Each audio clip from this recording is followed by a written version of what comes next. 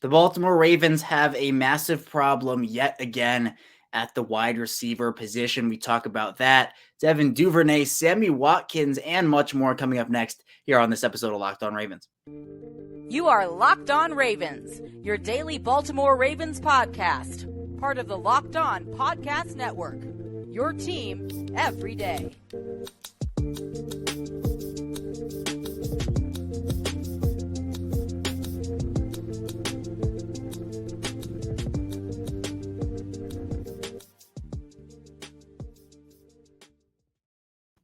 Welcome into another edition of Locked On Ravens, your daily Baltimore Ravens podcast. I'm your host, as always, Kevin Ostraker of Ravens Wire. We are here on the Locked On Podcast Network, your team every day. Thank you so much for tuning in with us, making us your first listen of the day. We're free and available on all platforms, including over on YouTube. So be sure to like this video, subscribe to the channel on YouTube. Also follow along in audio form. So Apple Podcasts, Google Podcasts, Spotify, we are anywhere you listen to your podcast, and we are daily. So 5 days a week, we have you covered here. Ravens news, analysis, updates, and so much more Monday through Friday. And today's episode of Locked On Ravens is brought to you by Ultimate Football GM. If you've ever dreamed of becoming an NFL GM managing your football franchise, then this game is definitely for you. To download the game, just visit ultimate-gm.com or look it up on the app stores. Our listeners can get a 100% free boost to their franchise when using promo code LOCKEDON, all caps, in the game. And it is Wednesday, and multiple storylines developed over the course of Tuesday for the Ravens, with the wide receiver position coming back in the spotlight. Now, some of these are new storylines. Some of these are storylines we've been talking about for months and even years on this show here. But long story short is the Ravens make a couple of moves at wide receiver, signings and claiming guys off of waivers. But the bigger story is the fact that they have lost Devin Duvernay to injury now. He goes on injured reserve with a foot injury. Apparently, and at the time of this recording, at least, there's not a ton of information on what happened. Apparently, he ended up leaving the field in practice with a pretty big limp, a noticeable limp, and here we are now. So maybe more information will come out over the coming days. Maybe it won't. But it is Baltimore's nightmare scenario come true. And I've talked about the wide receiver position at length for tons of shows and tons of even tweets, just anything. The wide receiver position has been something that a lot of people have made a lot about for solid reason. And my stance on it, and you can go back and pull the receipts. You can look at my old shows. You can look at my old tweets, is I thought that Baltimore just, taking the risk, which was a very big one at the time, and trusting their young guys despite trading away Marquise Brown. And I do acknowledge that Marquise Brown did request out of Baltimore. It wasn't Baltimore's decision necessarily. It wasn't only them who decided, yeah, we don't want him anymore, and there was nothing on Marquise Brown's side. Marquise Brown requested that trade. But regardless, the fact that they did not go out there and trade for somebody or invest at the position in free agency or even draft somebody, and the only real acquisition in the offseason was Demarcus Robinson, I said, it's fine that you're trusting your young guys, but I just feel like they needed something else or multiple things else there. And now we are at the point where the Ravens no longer have Rashad Bateman, and they haven't had him for a very long time now, and he's not coming back through that door. And now Devin Duvernay, with being put on IR, is at least out through the rest of the regular season, if not any playoff run that Baltimore has. So you lose your de facto number one guy and your de facto number two guy, and that leaves you, I'll pull up what Baltimore has left at wide receiver right now. You have Deshaun Jackson, you have James Prochet, you have Demarcus Robinson, you have Sammy Watkins, more on him in a second, Shamar Bridges on the practice squad, Andy Isabella on the practice squad, Mike Thomas on the practice squad, and Benjamin Victor on the practice squad. So the cupboard is bare at wide receiver in Baltimore right now with Bateman and Prochet. Well, Bateman, Prochet, Wallace, and Duvernay were the four you were kind of heading into the season with. And you're thinking, all right, these are the young guys. I'm going to trust them. And Bateman had a scorching start to the year. Duvernay obviously had a great year himself. But Tylan Wallace, before going on IR, didn't do a ton. James Prochet has had a pretty rough year this year. So the Ravens have been, again, trying to feed the pass game through Mark Andrews, but the pass game has been a disaster, really, outside of the first 3 weeks and a couple of other weeks sprinkled in here and there, and especially over this past month or so where Baltimore just cannot get anything going. Now, Sammy Watkins was claimed off of waivers by the Ravens. He was placed there by the Packers after the Packers moved on from him earlier. And familiar face, obviously, he was in Baltimore for 2021. Had a, again, really good start to the year for the Ravens, but got injured, and obviously people go back and when people think Sammy Watkins in Baltimore, I think people think about that Miami play where Lamar Jackson just, kind of tosses up a nice little throw to him, and Watkins, again, I have no idea what happened, whether it was the lights or maybe it was that he saw the goalpost was there or whatnot, and he just kind of gives up on the ball and then never really recovered. Now, he did have plenty of big moments in Baltimore, had multiple game-winning touchdowns, the 4th and 19 conversion against the Detroit Lions, but I don't know if this is a needle-moving move for the Ravens right now. In fact, I don't really think it is. And people were joking about it, right? Like once the Packers moved on from him, they were like, oh, the Ravens are going to go out there and they're going to get Sammy Watkins. And lo and behold, they go out and do it. So, I mean, they claim Mike Thomas as well, not the Saints Mike Thomas, obviously. He's out for the year anyway. But the Bengals, the old Bengals Mike Thomas, he's solid. But again, it's like he's a practice squad guy right now. So you're relying heavily on DeMarcus Robinson. He moves up into that number 1 role. I guess James Prochet is your number 2 now. Deshaun Jackson, you can maybe call up a Benjamin Victor or Shamar Bridges or whatnot. You're going to probably work in Watkins as well. It's a disaster for the Ravens, that position. I can't sugarcoat things. I saw on Twitter earlier yesterday where people were watching and listening to the show that Spencer Schultz and I had, where, Spencer and I dove into the coaching staff and what has to give there, because something has to give. And people were saying, man, if the Ravens have got Kevin fed up, they got everybody fed up, because I know my rep. I know I'm more of a positive person on the show as opposed to, just doomsday all the time. But what I try to do and what I try to be is I'm going to give praise where it's due, and I'm going to give criticism where it's due. I'm going to be positive where it's due, and I'm going to be negative where it's due. So I understand that right now, this position, the Ravens, I think I had identified it then. They made a mistake by not trading for anyone or signing anyone, and now it is coming back to bite them in the worst way, where when Bateman went down, I had talked about that, is like, okay, this is exactly what you didn't want if you were the Ravens. This is exactly what you couldn't have if you're the Ravens. But at least they still had some semblance of a player there in Devin Duvernay who had shown those flashes. But now you lose both of them, and the cupboard is so bare right now. Speaking of wide receiver, Rich Eisen revealed that John Harbaugh and Odell Beckham had kind of talked, I believe it was prior to week 14 when they did that. And obviously there's been a lot of conversation about Odell. How healthy is he? We've had the conversation multiple times here on Locked On Ravens, but it just seems like he's not in the place to play right now. That might be more of a 2023 play for that season. But the Ravens are trying to compete right now. And the way their passing game is, it is in shambles. You're looking for a connection for somebody, that golden connection, the rainbow connection, anything to get something going in this pass game. Lamar Jackson did not practice on Tuesday, so we don't even know what his status is going to be. The hope was that he was going to return for this week 16 game, but we just don't know right now. So Watkins is a veteran. He knows how to get open. He knows how to find soft spots in the defense, but he's not the prime Sammy Watkins anymore. Maybe you can get a good game out of him or 2 games here or there, but you have to be able to compete in the playoffs against some of these top tier secondaries, and you're going to have to continue to rely on the ground game and run your offense through that, which again, I think is fine, but you have to have something. You have to have something in terms of being a pass catching offense, in terms of being a passing offense where you can work play action off of it. You can do some motion and get guys open, throw the ball deep, get the field stretched. Those are the plays you have to have so that teams don't begin to stack the box. And as the months get colder, the ball's going to get run more. That's usually how it works, at least. And Baltimore has the personnel to do that, but you can't just run it and never pass it and win. The Ravens right now have to find something, and they did not set up this year to that. Look, I think the Ravens roster is very talented in a lot of areas. I think the Ravens did a great job at roster construction in a lot of areas. I don't think wide receiver is one of those positions. I think corner is another one that, outside of Marlon Humphrey and Marcus Peters, cupboard's pretty bare there, and Marcus Peters is probably, or maybe at least, going to miss some time here with that injury. So again, the Ravens lose Devin Duvernay. It is the absolute nightmare scenario where the risk does not pay off for the Ravens. It is a position Baltimore has neglected for years. This has to be the offseason in 2023. We had a DeAndre Hopkins show with Spencer Schultz, who is a friend of the show, by the way. We talked about the possibility of Baltimore going out there and getting DeAndre Hopkins.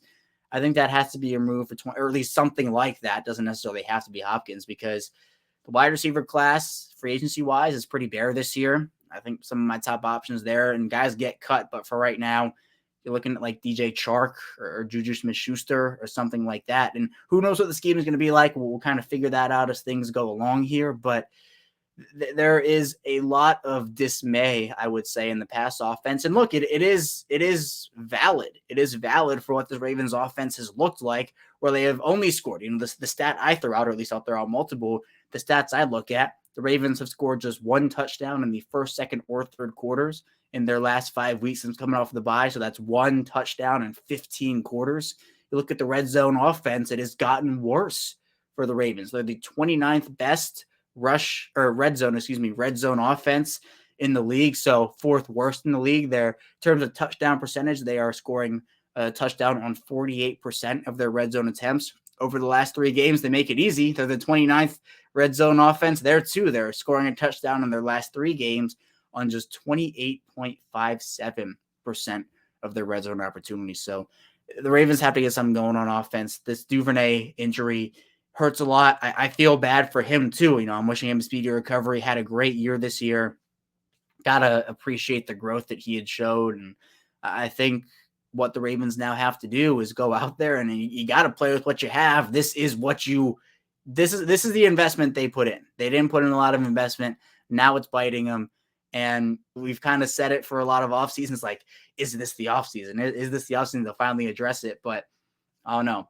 It feels like there needs to be something. There needs to be a spark. This offense they need it. They need it badly. But coming up on our second segment, we'll be diving into some mailbag questions, talking about Greg Roman and John Harbaugh and this team and more. So be sure to stay tuned. Still a ton to dive into on Locked On Ravens. But first, this episode is sponsored by Ultimate Football GM, and I'm super excited to tell you about our new partner and sponsor of today's episode in the mobile game, Ultimate Football GM. And if you've ever dreamed of becoming an NFL GM and managing your football franchise, your dream can come true, and this game is definitely for you. You can manage every strategic aspect of your team. You can play through the season and lead your team to glory. You're responsible for things like hiring the right coaches and coordinators, trading players, making draft picks, and navigating your franchise through free agency and the draft and all the ups and downs of a season. And all this comes in a challenging and realistic game world. Ultimate Football GM is completely free and playable offline. You can play on the go as you want and when you want to. And Locked On is having a little competition throughout all the hosts, so I'm super excited to continue doing that. And you can do the same. You can do the same with your friends if you download the app. So Locked On Ravens listeners get 100% free boost to their franchise when you're using the promo code Locked On in all caps in the game store. That's Locked On in all caps, so make sure to check it out today. Download the game. Just visit ultimate-gm.com or look it up on the app stores. That's ultimate-gm.com. Also, Football GM, start your dynasty today. And this episode is brought to you by Audible. Audible is releasing a slate of new football podcasts that we're sure you're going to love. That's why you'll be able to find an episode from the league available as a bonus episode on Locked On NFL.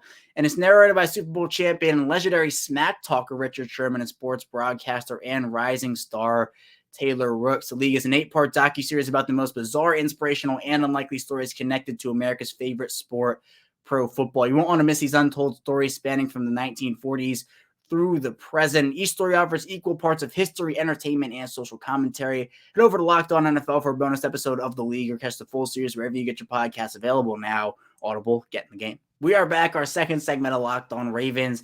Kevin Oestreicher, your host, still here with you, and we're back here on this Wednesday, obviously December 21st, so almost Christmas. Happy holidays to everybody. We're getting into the holiday spirit here on Locked On Ravens. Well, let's now dive into the mailbag, and we're going to talk about a lot of things here: John Harbaugh, Greg Roman, and more. But let's start off with a question from Slobby McDoggerson, who says, I generally think we will still win the AFC North, but how big of a difference is it if we win the division under the 3 seed or make the wild card spot at the 5 seed?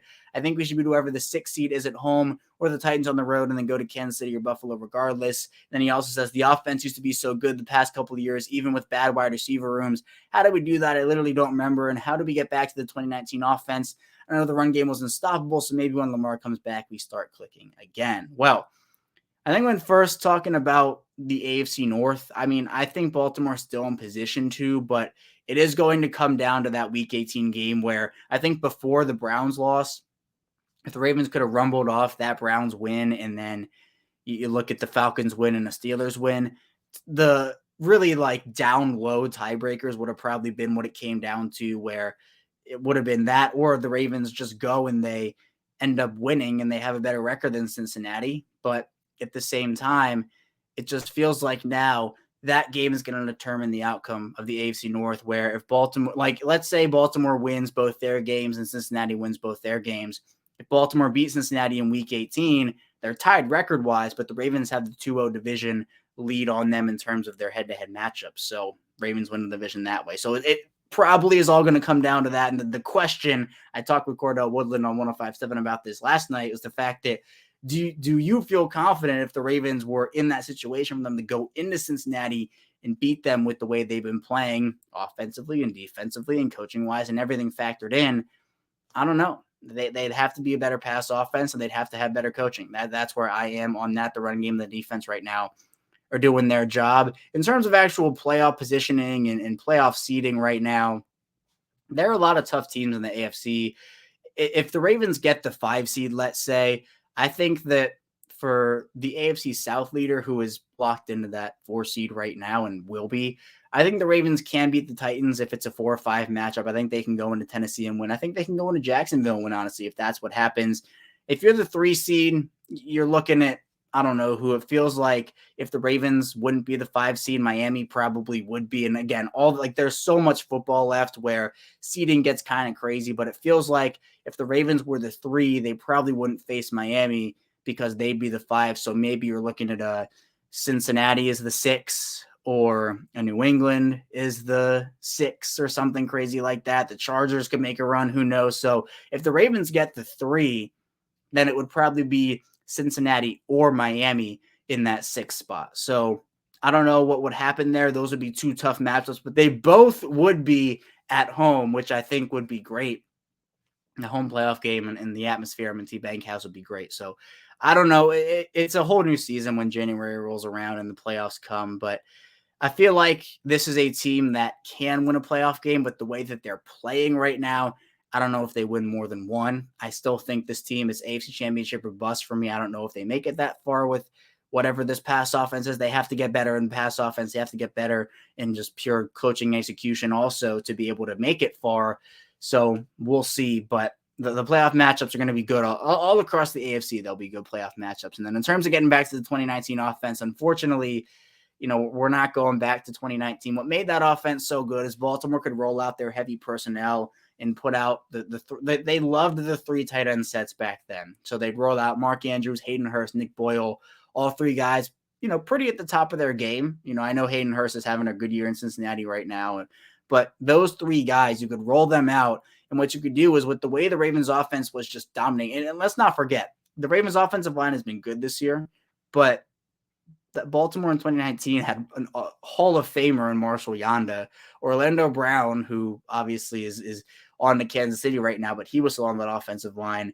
Ronnie Stanley's been, the injury isn't a factor for me. It feels like with him, he's been playing great this year, but it was pre-injury Ronnie Stanley. You had great center play there as well. And the left guard position, you were kind of rotating a little bit, but regardless, I still think that the way that this Ravens offense has to operate is just pounding the ball down teams' throats. Like, that's what you have to do with the personnel you have. This team is built to run. It's not built to be throwing 30 or 40 times pass offense. That's not what it's built for. Baltimore has to lean into that identity. I think that's where I'm looking for them to do there. So we'll see what they do. Hopefully they are leaning into that a bit more. I think Lamar will make a difference, but the offense wasn't necessarily blowing the doors off of anything when Lamar was in there over the few weeks before he got injured. So hopefully maybe his insertion back in there will be a spark, but we'll see what ends up happening there. Next question from Eric Clark, who says, why are we trying to rush LJ back? JK said if he doesn't have his breakaway speed, it limits our offense. So imagine if we try to be a real threat with a limited QB1. And I mean, yeah, I agree. Well, I don't know if the Ravens are trying to rush Lamar back. I don't think they are trying to, but I know fans want him out there as soon as possible. And I mean, I think so, where, look, at this point, no one is 100% healthy. Like, guys are banged up, guys are injured. Lamar's not going to come back and be like, yeah, I'm fully refreshed and my body's 100% ready to play. He's going to be still banged up, but it's just a matter of how much, how banged up do you want him to be if you're the Ravens? Obviously, as little as possible. Like you don't want to mess with something like this where you need to give the knee time to heal if you're the Ravens. But I think that so my hunch will be, I don't know if he's back for the Atlanta game or not. I think at least by Pittsburgh, he'd be back. And we don't know a ton about the injury. So again, I'm not a doctor. I could be dead wrong here, but I do think that the Ravens have to be smart with this. I know that these last couple of weeks, this will last like month offensively, has been very trying. Lamar gives you multiple elements that Tyler Huntley does not give you, but at the same time, you can't rush him back, especially if it's like, oh, he's only 50-50. You probably want to make it, 75-25, 80-20. So yeah, you don't want to have Lamar limited in that sense for sure. Next question here from Dante. Why is Harbaugh so stubborn and turning a blind eye to the major issue that is Greg Roman? Is there something else in the works behind the scenes? Is the writing already on the wall and he's just choosing to go down with the ship? This is giving new perspective on the 2012 mutiny. So I will repeat my stance on Greg Roman. I think that the Ravens and Greg Roman have far outgrown each other. I think that the partnership is gone kind of stale for both, the Ravens and for Roman, honestly. But it just seems too late in the season to make a change. And Harbaugh got up there on Monday and backed his guy.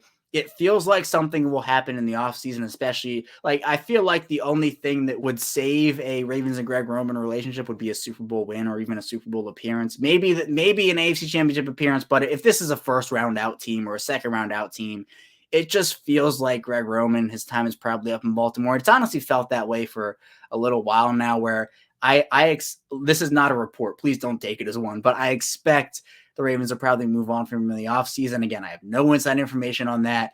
This is my opinion, not a report. So I think for what the Ravens have, they just need a change. They need a spark. The offense needs something new. The pass offense has not been up to par. There have been the play clock issues, the questionable play calling issues. It's just, I don't know. I don't think Harbaugh's turning a blind eye to it, but he's not going to go up there and just flame his offensive coordinator, especially when they're not going to fire. It's just, they need to have a team mentality, everybody's together mentality. I'm sure he's frustrated. I'm sure John Harbaugh and Greg Roman have had tough conversations, but, they're not going to put those on display for the world to see.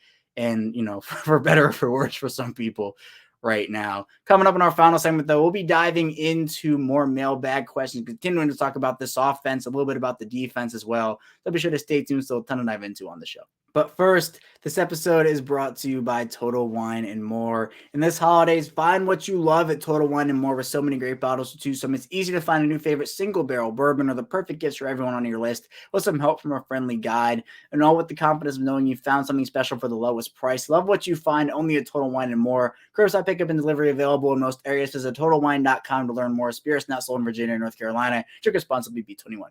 And we return our final segment of Locked On Ravens here on Wednesday. Kevin Ostreicher, your host, still here with you. We're going to continue talking about these mailbag questions here. We'll first start off with a question from BMoreChick87, who says, why does John Harbaugh not want to let Greg Roman go, and why is Steve being silent through all of this?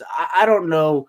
In terms of being silent, it's kind of what I talked about in the second segment with Dante's question, where he's not going to go up there and just absolutely flame his offensive coordinator in front of the world. I think those are conversations that if they do happen, they probably happen internally. It does feel like to me, John Harbaugh is kind of, I don't want to, he's kind of criticized it a little bit, maybe criticize is the wrong word, but, he talked about the play calling issues or the play clock issues, but there have been play calling issues, but he's talked about those play clock issues. He also said that, they probably should have run the ball in the fourth quarter more. So he is, he's not just agreeing and saying, Greg Roman was doing all this right. And, what he did passing the ball was great. He's not going up there and saying that. He is saying, we probably should have run the ball more, but they shouldn't be in that situation in the first place. And that is why I'm still so baffled by what happened against Cleveland, where it's honestly inexcusable. The fact that the Ravens did not get J.K. Dobbins a carry. He had his last carry was in the third quarter. They didn't get him a carry the entire fourth. Gus Edwards didn't get a carry after 14:54 in the fourth quarter. It's just, that is something that absolutely cannot happen, and something Greg Roman should be held accountable for. Absolutely. In terms of Steve Bisciotti, some owners are very hands-on with the teams. Others are more hands-off. I think Steve Bisciotti is very involved in the organization, but he's not necessarily publicly. He's not going out like Jerry Jones, for example, for the Cowboys. He does radio appearances and interviews and everything. But I think that, Steve Bisciotti's not someone to just, go out in the public, and he wouldn't go out and flame Greg Roman either. Again, you got to have that team continuity and everything like that. So I know that there's a lot of frustration. I'm frustrated. I'm with it. I'm frustrated too. I understand. But again, I wouldn't see, there are not a lot of head coaches. Some do it. I'm not saying everybody doesn't do it, but not a lot of head coaches, with a team that was trying to compete. It would lower the team morale, and that's something they can't have right now. If there are just so many people going out there and just flaming their offensive coordinator, they couldn't do that.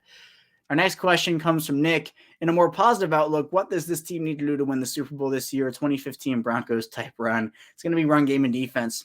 Run game and defense are going to be your two tickets to the Super Bowl this year, and a somewhat competent pass offense and somewhat competent play calling. You can't throw those two under the bus and neglect them. You have to have something there, but you got to ride the run game. You got to ride the defense, which has been playing phenomenal football, giving up 13.4 points per game in their last 5 games. So I think that you got to ride those two things out. Definitely. Next from Tony Benz, considering the offense had some momentum in the first few weeks of the season, is it possible that this team is still capable of a Super Bowl once Lamar comes back despite Roman staying? I mean, I think they are capable, but the way they're playing right now, they're not going to beat the Buffaloes or the Kansas Cities or the Miamis or the Cincinnatis or anyone.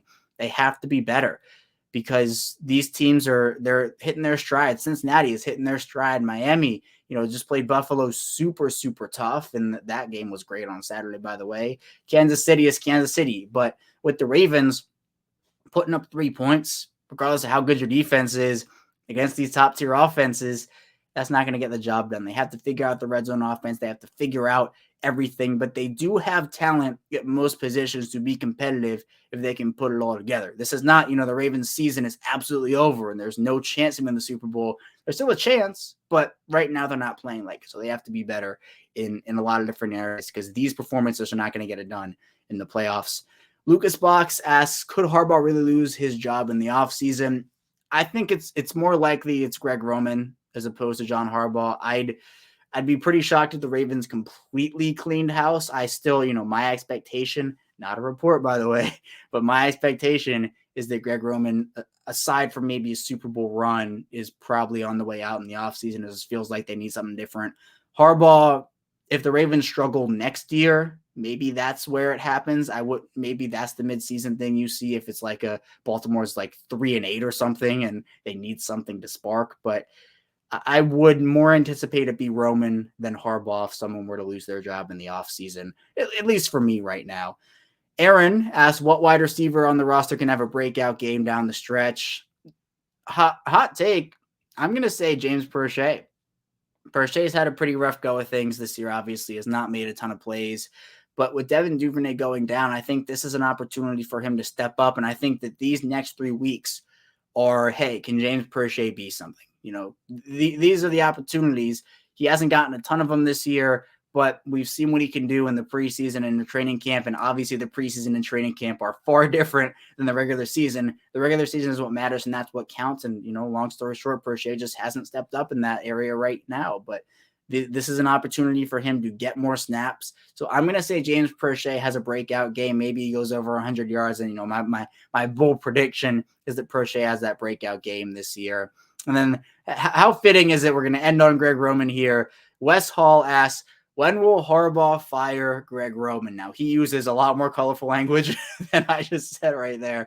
But again, I feel like it's not going to happen this year. My cutoff was this week. The absolute latest cutoff for me was this week. I just feel like it's even now, like I feel like it would have happened during the bye. I'm not saying I still think it should happen, but I just think they're probably going to ride it out. And then in the offseason, if anything, that's when it would happen. So there's a lot of frustration surrounding Greg Roman right now. I understand. I hear you. I am with you on that. I am still, a lot of people are still just at a loss for what happened against Cleveland, the way that running game was running. And again, I will put this stat out there just to remind people how incredibly crazy it is.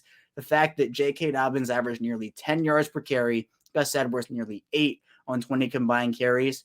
They did not see a touch after 14:54 in the fourth quarter. Dobbins not after less than 50 seconds to go in the third. So, for Greg Roman, that was probably the most, or at least one of the most frustrating games from him, especially with the play clock stuff in there as well. Delay a game coming out of a timeout is just inexcusable. So we've seen that recurring issue, multiple other recurring issues. So I don't know. Feels like it's the offseason for me, but who knows? That's just my opinion. We'll figure out what happens when it actually does come to fruition. Maybe it's the offseason, but again, we'll figure it out. But that's all I have here today on Locked On Ravens. Thank you so much for tuning in and for the mailbag questions. A very full mailbag today. I appreciate that and all the questions. If you want to ask your mailbag questions, put that tweet out there Monday night, Tuesday morning, so you can ask those questions. I'll answer them here on the show. Throughout the week, we got to all of them here today on Wednesday. But thank you so much for tuning in. Be sure to like this video on YouTube, subscribe to the channel, also follow along in audio form. When we get back here tomorrow, we dive into more Ravens content to get into preview that Week 16 Atlanta Falcons matchup. So be sure to stay tuned for that. And I will see you right back here tomorrow.